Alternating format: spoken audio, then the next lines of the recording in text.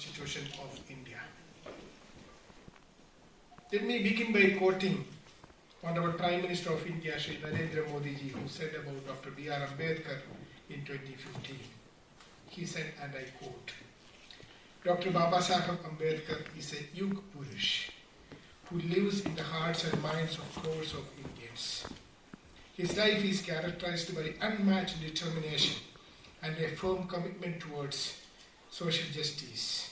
He made a mark as a bright lawyer, scholar, writer, and intellectual who always spoke his mind.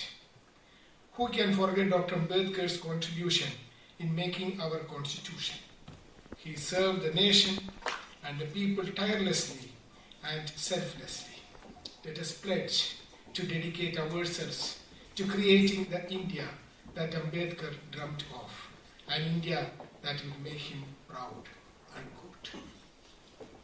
Since its first meeting in December 1946, the Constituent Assembly took 2 years, 11 months, and 7 days to complete the task of finalizing the Constitution of India. Dr. B.RAmbedkar, as the chairman of the drafting committee of the Constitution, played a very important role in the preparation of the Constitution. What came out of these long deliberations by some of the best minds of the world is one of the most unique constitutions, which provided a framework for peaceful governance of our motherland and its emergence as a beacon of hope in the comity of nations. Indian Constitution emerged as a model format to many new independent nations all across the globe. It is the framework within which India re-emerged as a major power, overcoming the suppression imposed on 1/6 of the humanity that spanned over hundreds of years. This Constitution has also provided India the necessary framework to make notable achievements in diverse fields, including atomic energy, space science, agriculture, biotechnology, and of course, information technology, for which India is well known the world over. It is a matter of pride for an ambassador to say with confidence that the economic and scientific transformation India achieved was under the Constitution, which establishes a sovereign, secular, democratic republic, guarantees justice, social, economic, and political, liberty of thought, expression, belief, faith and worship, equality of status and of opportunity. India today is a land of billion opportunities. India has overtaken China as the most populous country in the world.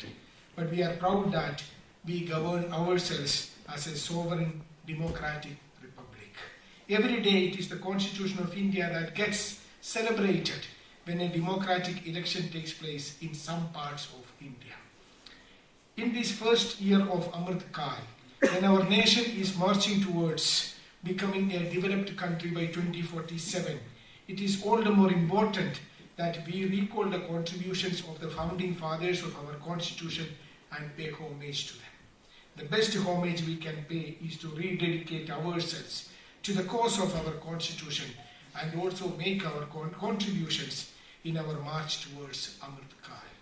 Dear friends, during the visit of Prime Minister Kishida to India last month, both the Prime Ministers agreed to celebrate 2023 as India-Japan Year of Tourism with the theme Connecting Himalayas with Mount Fuji. I would urge you all to make your own contributions in further developing the people-to-people connect between our two countries. In this connection, I have an appeal to make to each one of you present here today. In this modern era of social media, let us use social media to reach out to our friends in Japan on the economic and scientific achievements of India. Proudly project our successful space program, Chandrayaan and Mangalyaan missions. Highlight our quality education institutions like our IITs, IIMs, IISc. Project our world-class medical facilities. Promote our wellness tourism centers. Showcase our millions of serene landscapes and hundreds of millions of touristic attractions.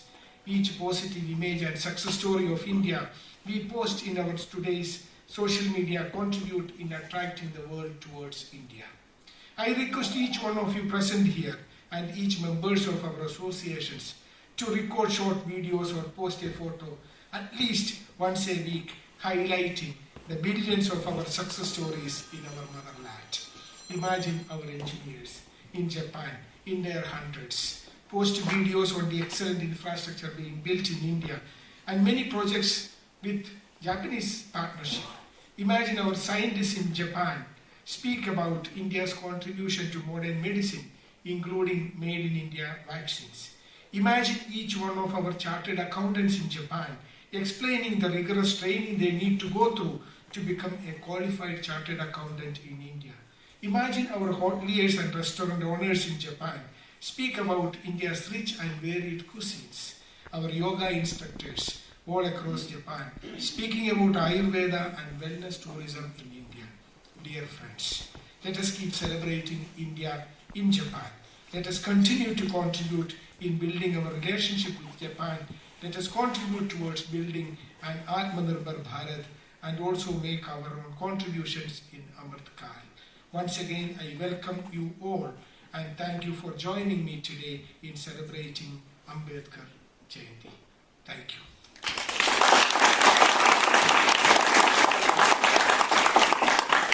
Thank you, sir, for your valuable insights and your inspiring words. We now have a series of speeches about Ambedkar's life and work. First, I invite Mrs. Sonali Meshram.